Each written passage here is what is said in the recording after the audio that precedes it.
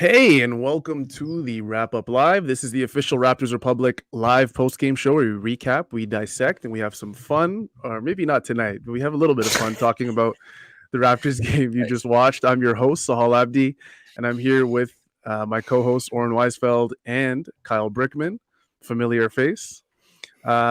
This live show is produced by none other than our man Don Yang, and tonight, your Toronto Raptors were defeated by the Boston Celtics 104-88, bringing the Raptors record to 6-6 on the season. And this would make it, Oren, correct me if I'm wrong, the third straight loss. I think we got the barn burner Yeah, I versus the think you're right. Cavaliers. Yeah, the Sunday matinee loss versus the Brooklyn Nets. And then tonight, an away loss versus the Boston Celtics. Yeah, this is what a game. I mean, it was tough to watch. It was tough to send clips to our producer that we could bring to you guys because the game itself was so depressing. The Raptors are going, now they're 6-6. They're sitting at 500. They were 6-3, sitting pretty, guys. Like I said, they took a Sunday afternoon loss that I'm sure you guys watched as well to the Brooklyn Nets. Kevin Durant decided to be Kevin Durant. And then tonight, the Raptors just let everybody score. Robert Williams had a very good first quarter. Jason Tatum played well.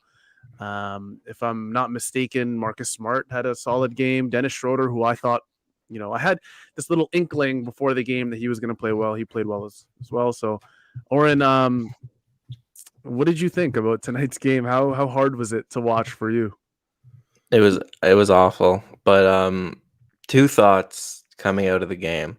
Yeah. The first was that I don't tell me about what the Boston broadcast was talking about in regards to their team, because the Raptors broadcast at the end kept saying, "Give credit to Boston, man. Boston really picked up the slack." No, I don't give any credit to Boston.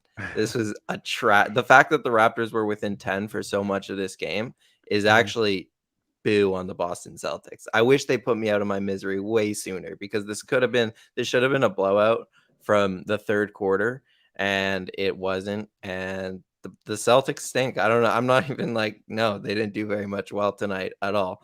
So that was the first point. The second point, forgot it. So why don't you go, Kyle? What stood out to you? I couldn't agree more. Really tough game. Celtics are coming off of complete internal meltdown. They're calling players meetings. They're missing their second best player, and Tatum shoots 8 for 24, and this is a 10-point game for most of the game. That's really tough to rationalize as anything other than a complete and total meltdown by the Raptors here. I did remember my second point, which was that while this was an ugly loss and the Raptors did not look like themselves, and considering the stretch they're about to go on, that is not a good sign. All those things are true. I've already seen way too many overreactions on Twitter and in the comments. Someone said, "Let's talk trade and draft prospects." No. Someone is Someone is already blaming Siakam for being 0-2 since he came back. So let's calm down, guys. It's one loss. Yeah. Wow. We're 12 games in, and we're already talking prospects in November. I'm having PTSD, Oren, from the way last season ended, and we were just talking drafts and trades for the last 20 games of the year. Honestly. Yeah, this was a very tough game. Like Kyle said, Jaylen Brown wasn't available. He's nursing a hamstring injury. And the Toronto Raptors still couldn't find a way to get it done versus the Boston Celtics. I mean, the Boston Celtics, like Kyle said, are going through their own things. They had that players only meeting, Marcus Smart, Jason Tatum, Jaylen Brown. It just seemed like those three guys, for as long as they've played together, just haven't been able to, get along. Their team chemistry on the court just hasn't been all there. Marcus Smart was complaining, and I'm paraphrasing a bit, but he essentially complained about how at the end of games, when Jaylen and Jason are both double teamed or are facing, different coverages from the opposing team, that they have to learn. And he literally said this, quote unquote, learn how to pass. And again, this was coming from Marcus Smart, who at the time was shooting 25% from the field in the season. But I mean, all is well. It seems like now in Boston land, they get away with a home win versus their rival Toronto Raptors. And did you And guys see what Doncic did to them? Oh my god. yeah, I was watching that game. I Same. was at my friend's house, and he's a massive Dallas Mavericks fan.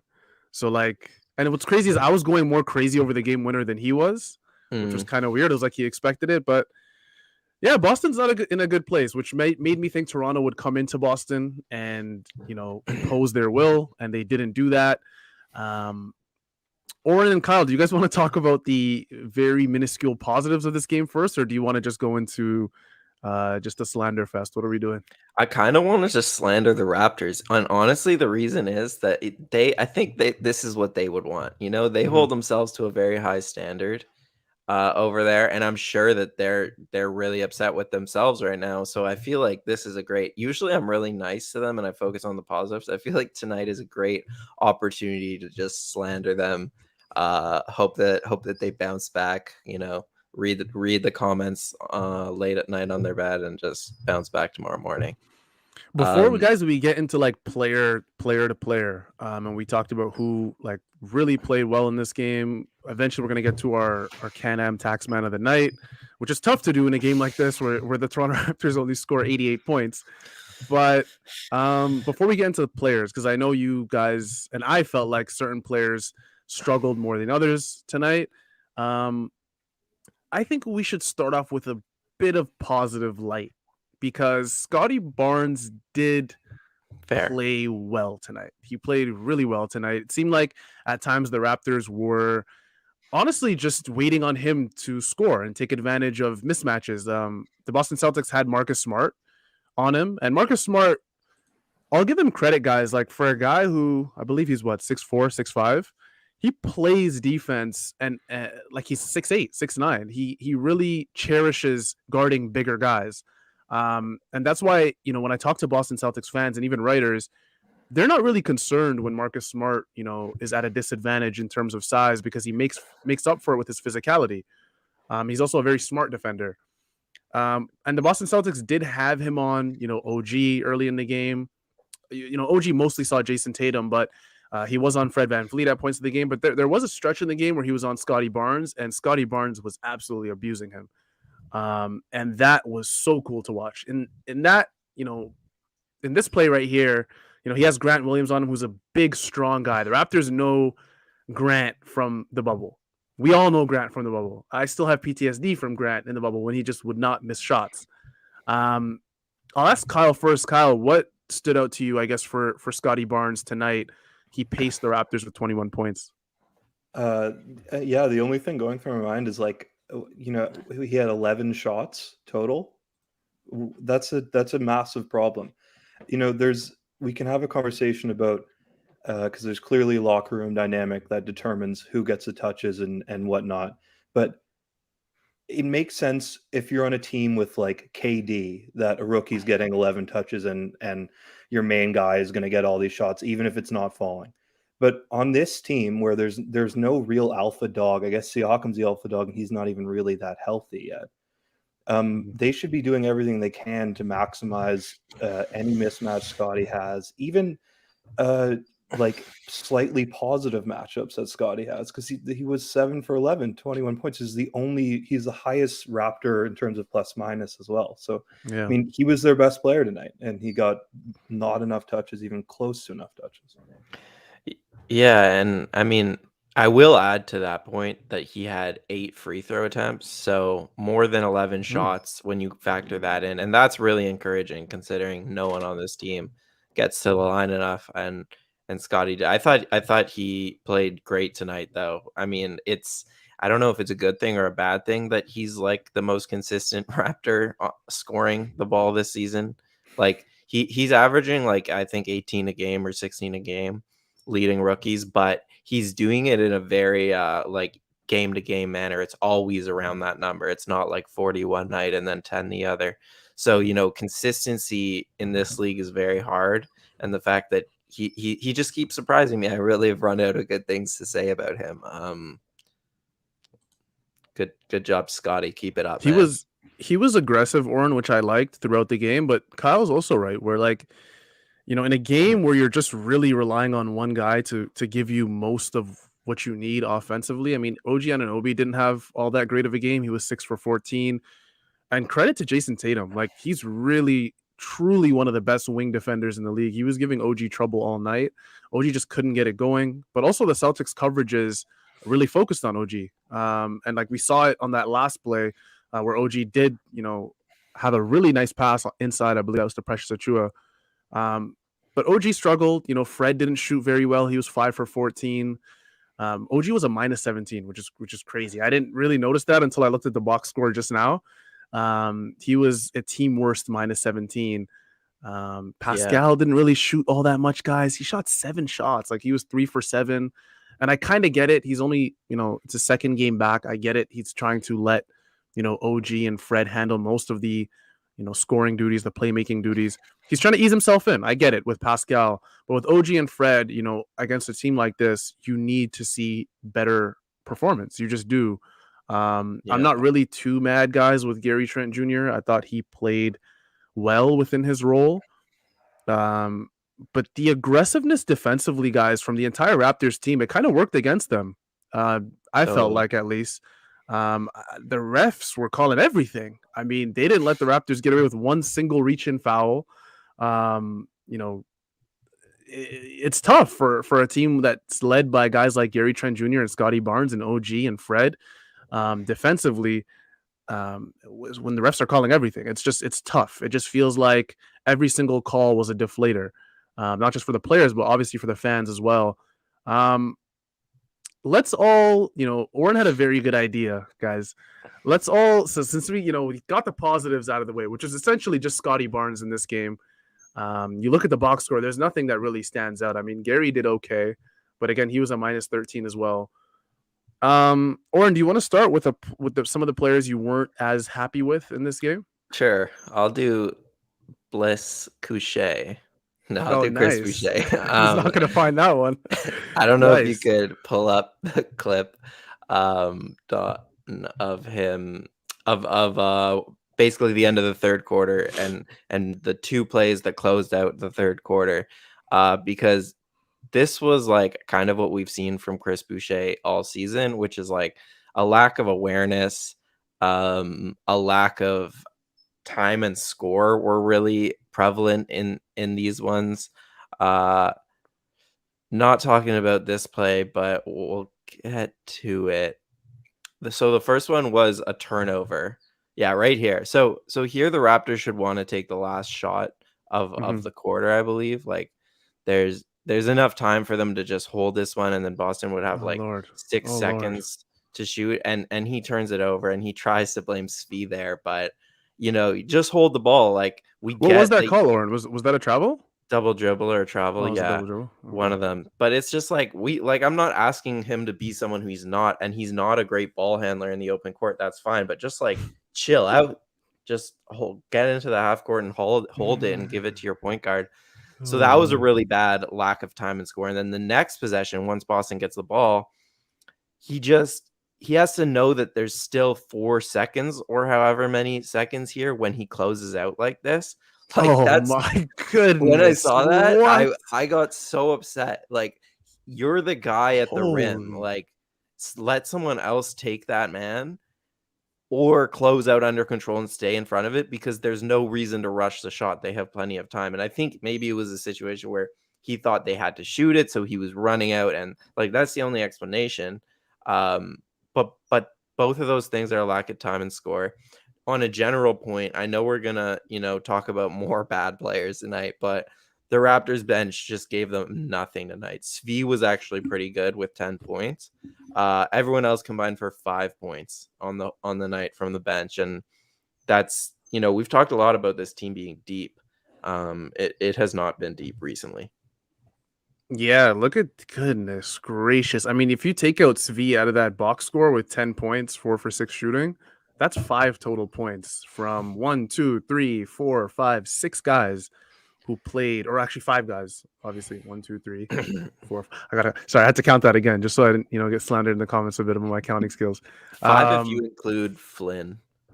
And Boucher, 5 points. I guess, both played 6 and 7 minutes. Wow. I guess you could say from 4 guys, because I kind of feel bad adding Justin Champagny in there. Yeah, don't. He had 2 minutes. He just came in at the end there, but the bench scoring was awful. You got nothing from Chris Boucher. You got 3 points in 25 minutes from Precious. And this Malachi is came in and like just immediately gets a flagrant foul. Like, what are we doing, guys? Like, what this bench? Delano obviously is a rookie, so I'm not expecting him to come out every single game and lead this Raptors bench, Oren. But damn. I just want to say, because we were talking about it earlier and I didn't mention it before you guys get to your players. This starting lineup might not be sustainable in that exact sense. Like when we talk about Siakam getting 7 shots, that's not enough, but everyone in the starting lineup wants to shoot shots. And that presents a problem when someone hasn't had it for too long. They just start playing ISO ball instead of playing within the system. That's happened in the last couple games. So maybe you put one of your top 5 options on the bench. I don't know, but that's so the just starting lineup is Go ahead. Fred, Gary Trent Jr., Scottie, OG, and Pascal. Who are you taking out of that? Well, and I who are don't you want to. That's inserting? the tough part. But I think I Because actually Chris wouldn't and be Precious mad if definitely don't deserve it. So let's take them out of the potential starting lineup equation. no, it would probably be Kem Birch. Who And they missed Birch tonight, by the way. For Yeah, sure. badly. No, I actually don't know, which is like why it's not an easy decision. But I think Birch maybe even for Barnes, even though that sounds really bad, like if he could just run his own bench unit, I like that idea. And I'm not saying like you hold him out long, but I don't even know if you can justify that when he's been one of their most consistent pieces. So I don't know. Yeah, I'm definitely not for Barnes going to the bench. Even though I know it would help the Fair. bench, I just feel like as a starter, he's just done far too much. Yeah. You look at the majority of the entire season for the Raptors, you could probably say he's been their most consistent player. I mean, OG started off rough, so did Fred, and then they finally picked it up. So I don't know, it's tough. Like I'm looking at this bench and I don't see anybody. I agree with you, Oren, with your premise, but I just don't see anybody that's worth bringing up. I mean, you could maybe make a stretch and say Delano, but like that is No. even like you can't. That's No, it would either be Birch or Achua for me because Birch for sure. I think they, deserves it as a they start got as a starter killed when on he's the healthy. boards. They got absolutely destroyed on the boards tonight. Boston had 12 offensive rebounds. It was really ugly, and that's one of the problems of playing this small. And the defense was terrible. Like I get that it should get better with this small lineup, and they should start to rotate on a string a little better, but it's been really Yeah. bad so far. And that's actually Siakam's issue. Like to me, the offense has been fine from him. He's missed some bunnies, but the offense has been fine. Defensively, he's lost. Like he's a different player right now. Defensively, he's just ball watching. He's losing his guy. It's pretty bad when he's not guarding the ball. Kyle, what did you think about Precious's game tonight? Because I know a lot of the focus was on him. Because most of the comments we're getting are Chris Boucher and Precious based comments, so it'd be, I think, remiss for us not to mention Precious as well. What did you think about his game and maybe places where he can improve? Yeah, I mean, it wasn't perfect, and I think I got to say, like, it's just a bad sign to be being forced to double. How old is Al Horford? 35, 36? He's like 60, Even in man. his prime, like, was he a supreme post-up threat? Like the Raptors are like having to shift the entire balance of the floor to contain a Al Horford post isolation. And that's not a sustainable way to play defense. I also think just the gambling in general, you rely so much on help defense being perfect when you gamble that much. That lack of a pass is terrible. But you rely so much on your help defense being perfect when you gamble so much. And tonight it wasn't. They put themselves in rotation so early, and then instantly the ball was just hopping around for Boston, and the Raptors really had no answers. And it's a little shocking to see. I think maybe this is the first time they got burnt so bad by those corner threes and helping off the corner like that.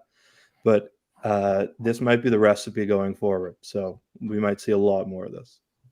Yeah, I kind of feel, I don't know, man. Like it's for me with Precious, it's he's really in his own head. I don't know if he's just sometimes I watch him and I'm like, is he really that bad in a very specific play? So the one you just showed, I think that was Oren who showed that play. Like you pick it up at, I think it was around half court, and as soon as you pick up that ball in transition, that needs to go to Svi. There's no like dribble that needs to happen.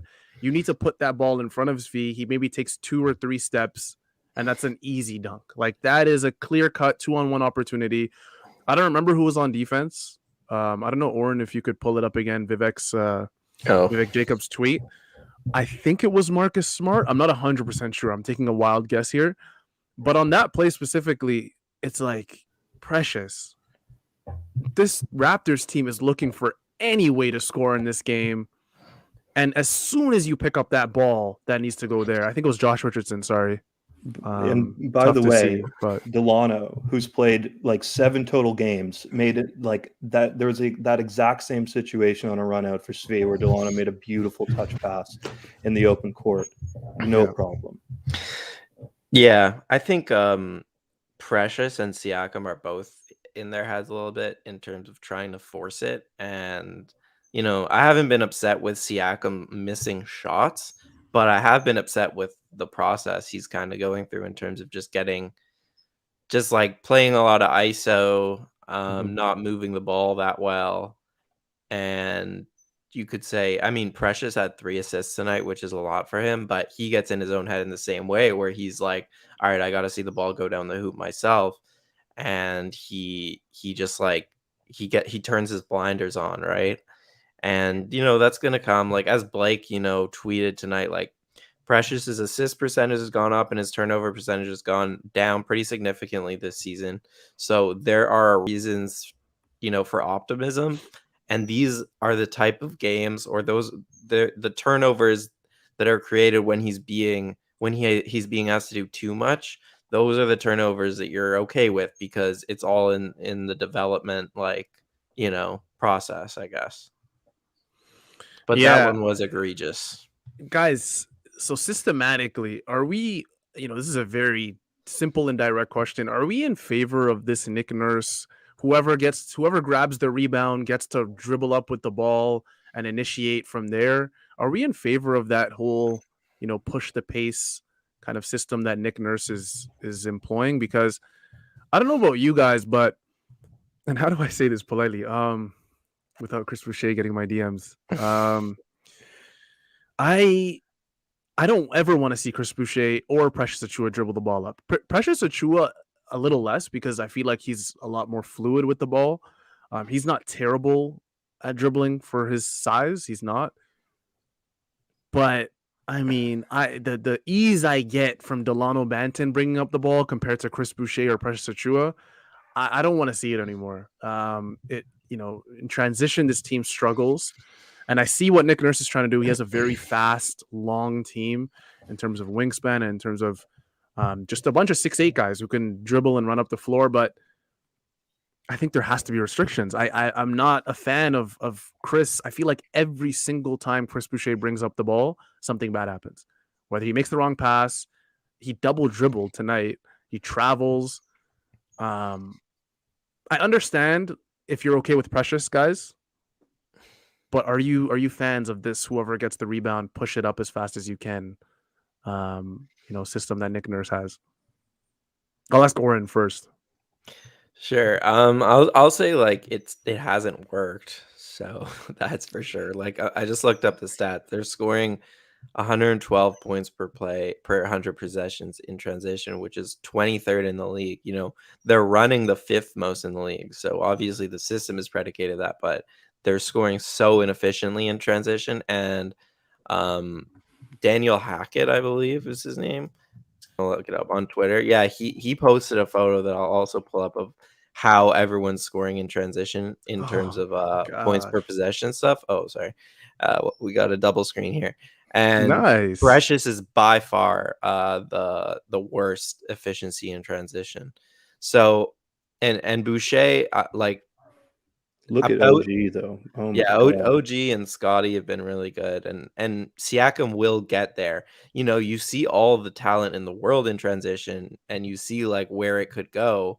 And it's something they need to figure out sooner rather than later if they're going to win games, especially on this tough road trip, because we know the ceiling of their half court offense for the most part.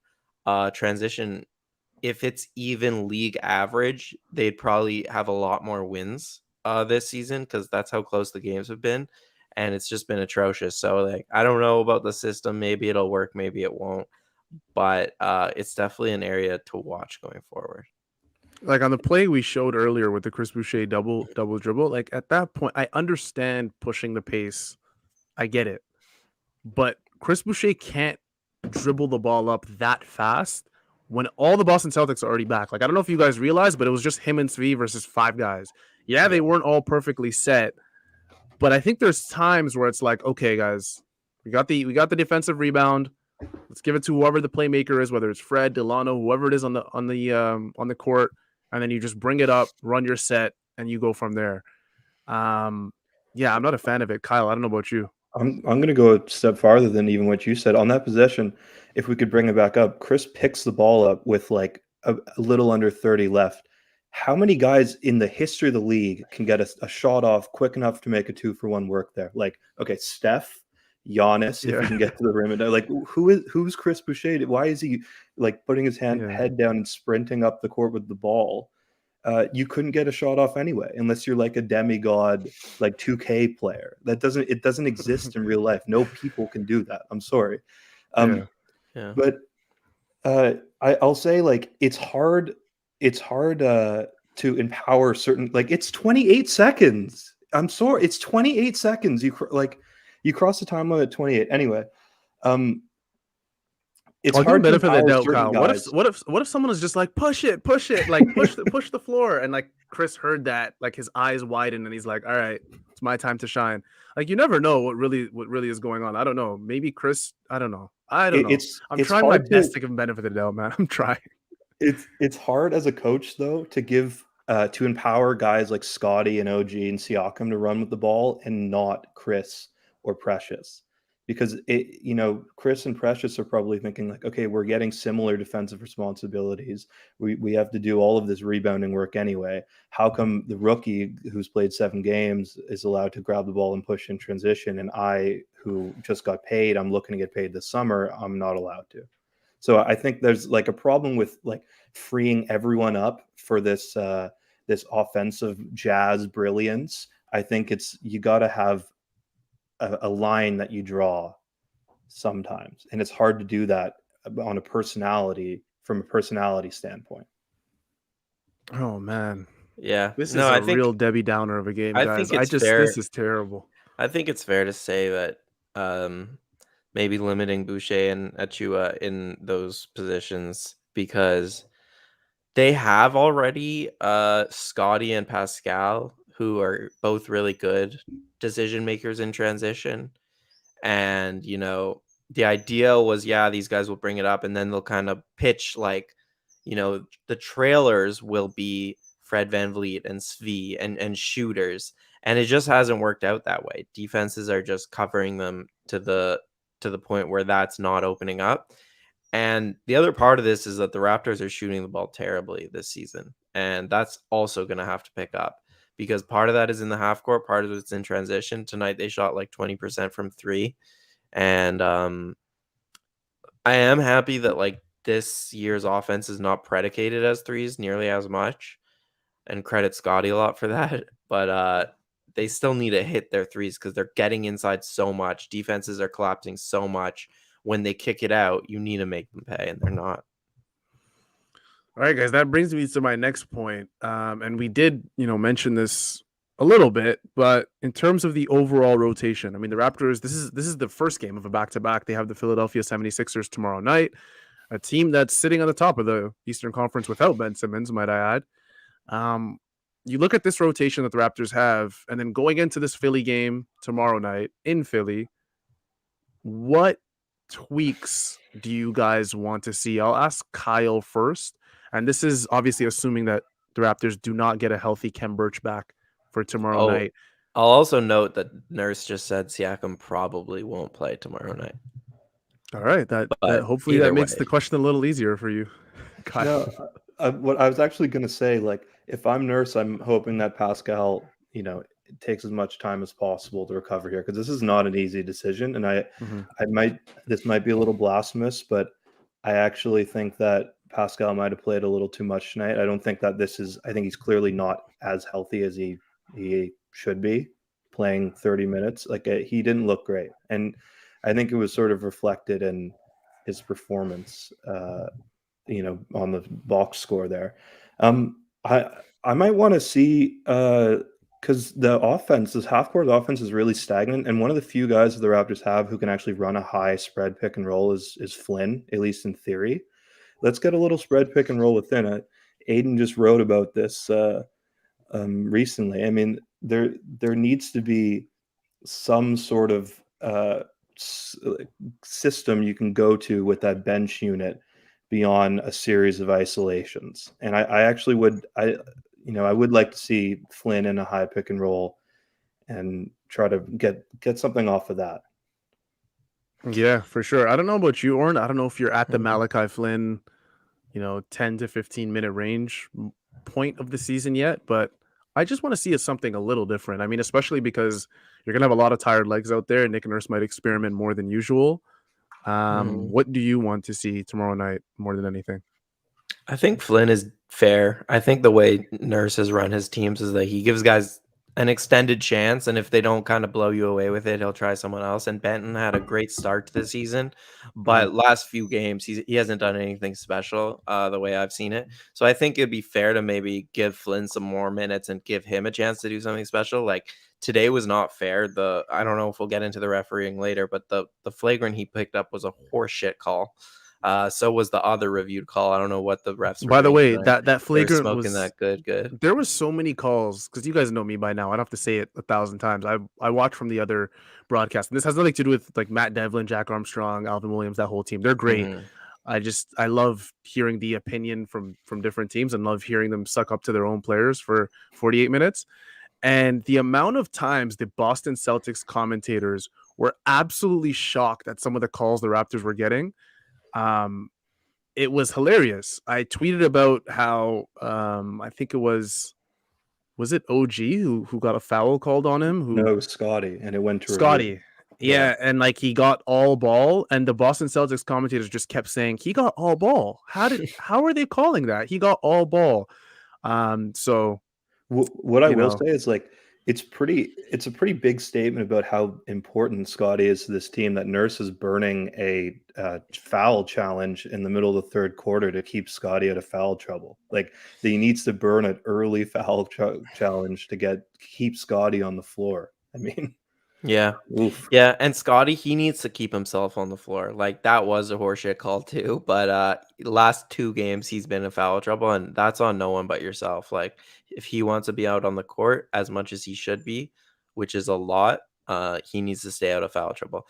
But for me in terms of the rotation tweaks, like I'm looking at it and it's not like anyone didn't play tonight who I thought really should have. Like Shampenny, Flynn, and Dragic were the only 3 that didn't really play.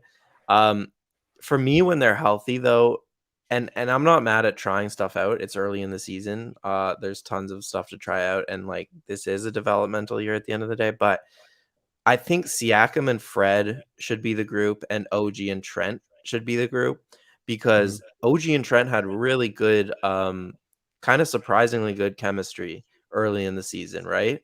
It was like a wing tandem that actually just like worked. And today, Siakam played with Trent a lot. It looked horrible. It was just ISO after ISO, my turn, your turn. And we know Siakam and Fred works, and it works really well. And going back to the point about Flynn running spread pick and roll, like sure, but Fred and OG can run pick and roll. Fred and Siakam can run pick and roll. Siakam and OG can run pick and roll. Like these guys are really good at running pick and roll. That's what the stats say, but they aren't going to it very much at all. Yeah, in terms of rotation tweaks for me, I mean, it's tough because rotation tweaks usually means that, you're elevating someone who deserves to play more. And, the as per usual, Nick Nurse went with a starter heavy game. I mean, every single starter was 30 minutes or more. Honestly, I thought Pascal, when he came back, he wouldn't see 30 minutes played until maybe a week or two of basketball. But um, Yeah, all the starters played over 30 minutes, and the bench did it, and the bench didn't really do much in this game, save for Svi. He was the only one hitting shots, but again, defensively, he looked as well. So, um, Defensively, the Raptors were embarrassing. Like they had maybe 2 stretches where they looked like okay for a few minutes, but oh my god, like it was a different team. I don't know what was going on. yeah, I don't know. Maybe I don't know. Like I said, Nick Nurse has to experiment. Maybe you go with Malachi a little more tomorrow. I'm not a fan of. I know I've seen comments where people are like, "Oh, well, free Dragic or whatever it is," and Goran's I'm in not a seeing the floor for the rest of I'm the. telling you right now, I'm in a bad place if I call for Dragic. You guys got to check on me if I'm like Yeah. tweeting bring Dragic into the game. Because even if he's an improvement at this point, I don't want to see the man. I don't even care if he gives us slightly better minutes at the guard spot. Well, yeah, Flynn and Benton are just kind of sitting there, so you might as well go to them more before bringing Dragic back. But like I saw a lot of people blaming like Nick Nurse on this game for his schemes. Like, I'm pretty confident that he did not want 20 corner threes and 18 of them wide open. Like, yes, they're helping off the corner, but they're ball watching too. They're a step slow to recover to the corner, and that's not Nurse's fault. Like, we can talk about the scheme and maybe it is an issue, and I did think there were some issues when they played small, like that starting lineup. But like I said with Siakam, he's just like he's not the same player defensively right now, and that's because like he hasn't played NBA games in a while. Scottie Barnes, for all the good he does get lost quite a bit out there defensively, and the Celtics went at him more this game than they did in the past. And then Fred and Gary are small guys, and there are ways for teams to get them kind of down low, and then or even in transition, you saw it can be an issue if those are your 2 guys back, because guys can just take it to the hole. I think if there's any like light at the end of this dark tunnel right now that the Raptors are in with this 3-game losing streak, and this sounds like this isn't me saying obviously that I'm happy Embiid is out, but Embiid will not be playing tomorrow night. Oh, thank Joel God. Embiid is a guy that Raptors fans have constantly mentioned as the one guy that would tear the Raptors apart. Him obviously like bigger centers in the league, Jokic, who also had his issues yesterday. Was it yesterday or a couple of days ago? We're not going to mention what happened there, but just a little bit of NBA shenanigans with Nikola Jokic and Markieff Morris. But yeah, Joel Embiid, if I'm not mistaken, tested positive for COVID-19. So hopefully he does heal up and he does get better. But obviously testing positive means you're going to miss several games, which means the Raptors will not see him tomorrow at the end of their back-to-back. And I still don't know if the Raptors will be favored because Philadelphia's looked like a very, very good team, even in the games that Joel has missed this season. Guys like Furkan Korkmaz have stepped up, Seth Curry. Tyrese Maxey had a very good game, I believe, last night. So I don't know, guys. I'm a little bit, encouraged by Toronto facing a Joel Embiid-less Philadelphia 76ers tomorrow night, but I guess because Boston did not play all that well in a game that they beat the Toronto Raptors by 16 points. You're kind of looking at this as a Raptors fan saying, if we can't beat, the Philadelphia 76ers without Joel Embiid, we might be having problems because now we're under 500 and we still have, I believe, Oren, if I'm not mistaken, the Raptors have Detroit and then it's the Western Conference road trip, right? Yeah, it's like one of their longest road trips of the year, tied for the longest. I think it's like 11 days. Yeah, so you got Philly tomorrow night, November 11th, Remembrance Day, and then you got Detroit a couple of days later on Saturday, and then I'm not gonna lie though, the road trip doesn't trip. scare me that much because the West is kind of trash. Like Portland, they don't scare me. Can we keep scrolling down here? Detroit, obviously, no. Sacramento, no. They're still the Kings, even if they've been better. Golden State's sick. Why'd you skip over Utah? Did you skip over Utah? Oh no, Utah's scary. Team. That's why. Yeah, that's why I didn't say anything. They're Utah's a damn scary. good team. Golden State's scary so far. Memphis, whatever. Pacers, whatever. We know this. Boston. I mean, what can you take from those 2 games? Like, I don't think the Celtics are great. Oh, that's a home game, so that's it. Yeah. That's not that scary. I would say the Jazz and the Warriors are the only teams that I'm really scared of on that trip. Memphis looks.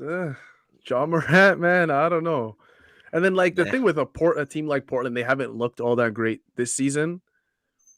But I mean, what's stopping them from turning it around? I mean, all their guys are healthy. If I'm not mistaken, they're not missing a Damian Lillard or a CJ McCollum. Dame's had a rough start to the year. Defense is stopping them.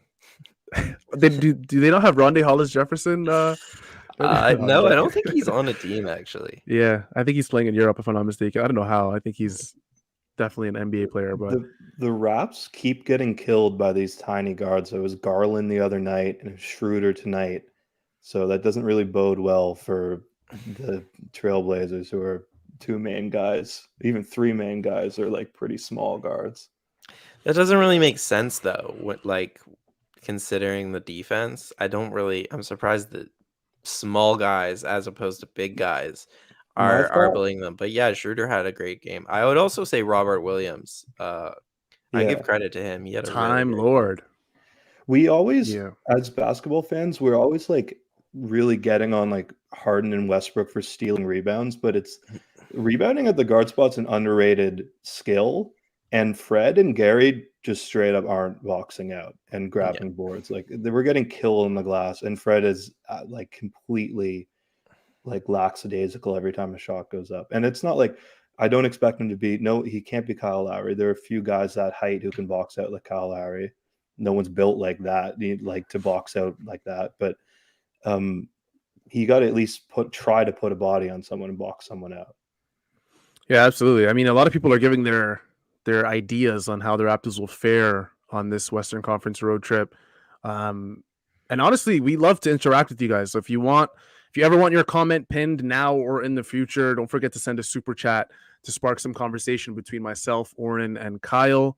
You'll have your comment pinned and we will talk about what you have to say. I don't know, guys. I'm looking at, the 76ers. Oren, I don't know if you're expecting a win. You're pretty good at predicting this stuff this season, but I think the Pistons is a guaranteed win. And then you look further and further. And I don't know, Oren, if you have a guaranteed win. Maybe the Kings. I'm not ready to say Portland's a guaranteed win. I don't think there's any guaranteed wins, but I just think the Raptors will be better. Pistons are bad, man.